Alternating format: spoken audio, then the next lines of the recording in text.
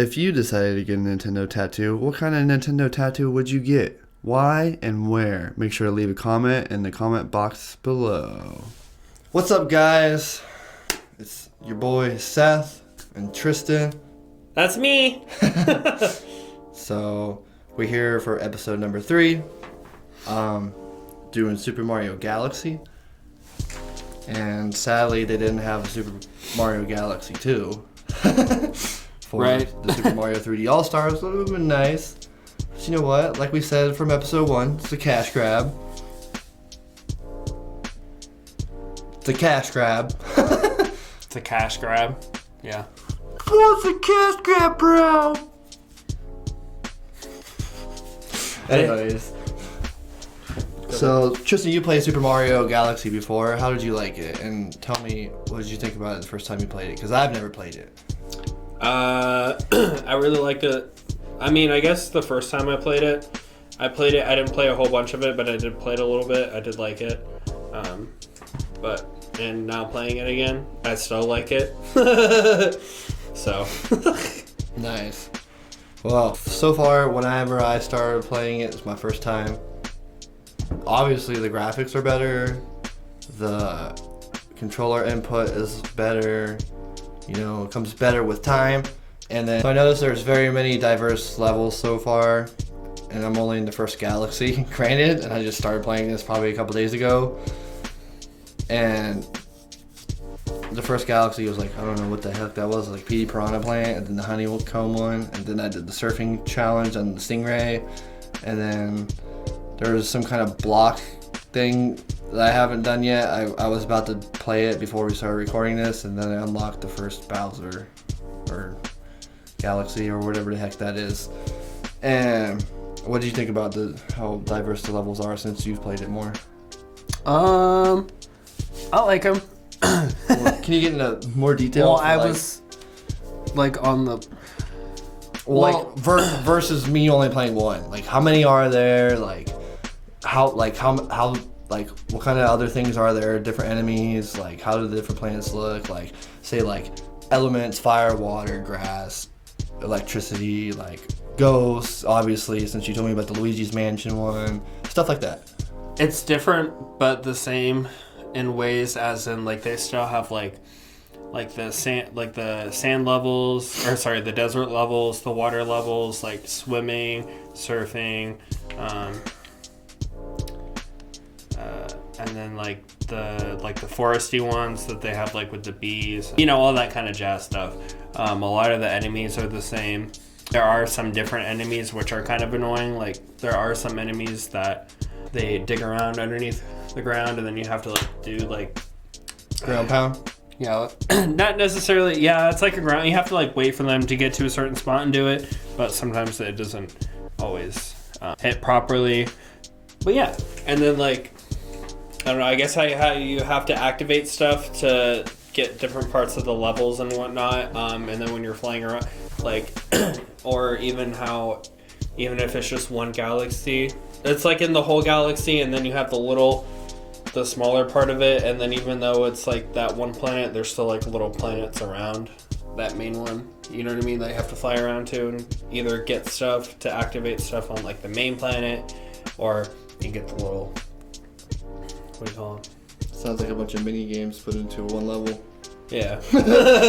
And then you can get the little star bit that you shoot the little star guy that you can shoot the star bits into.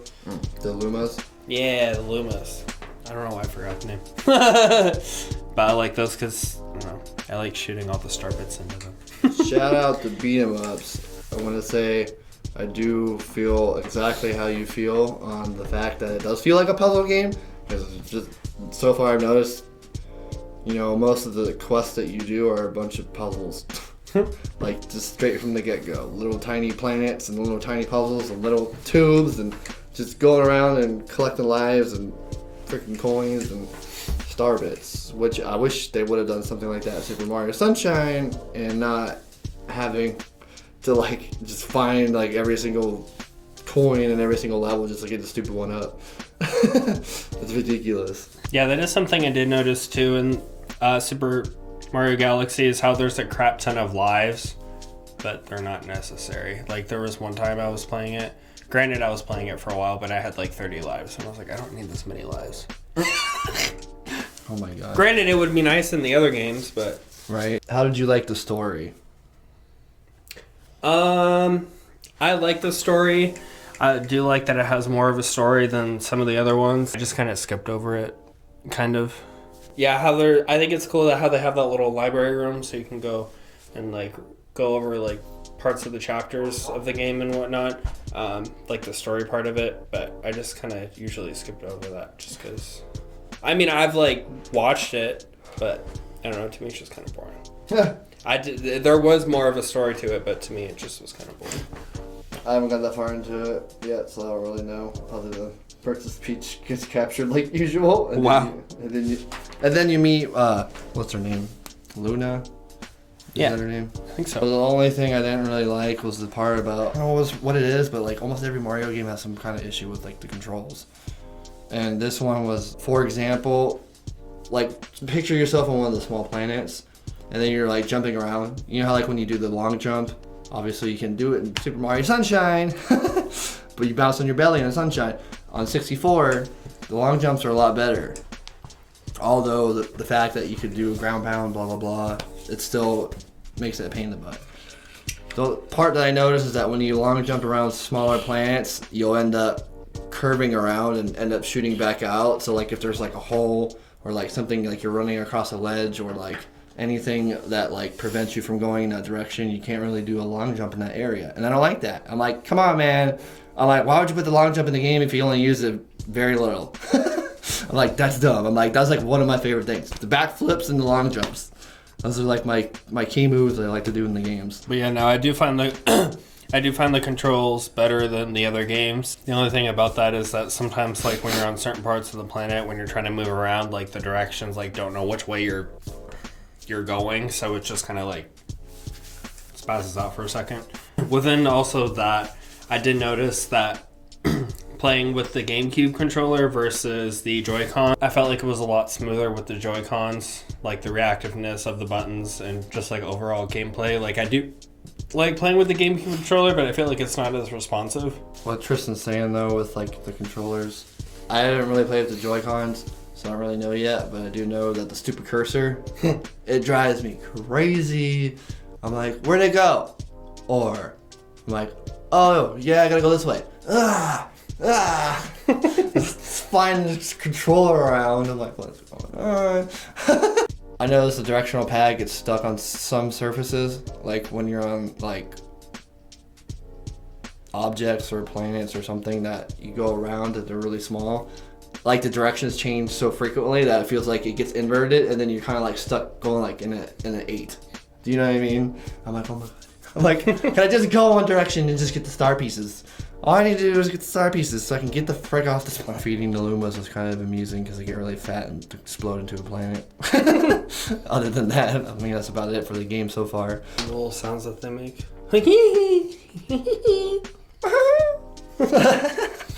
Anyways, thanks you guys for stopping by. Just make sure to drop some likes and subscribe. What?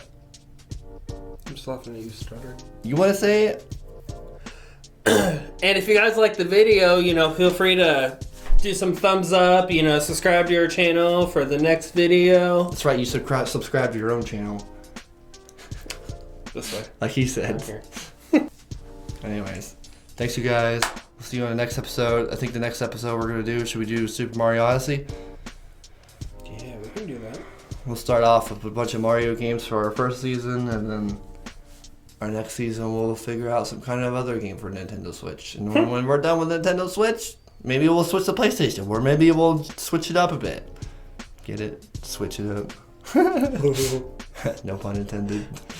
Or, the new Xboxes and PS5 will be out, and we'll be able to test those games too. Woo! So anyways, love you guys. Later. Peace out.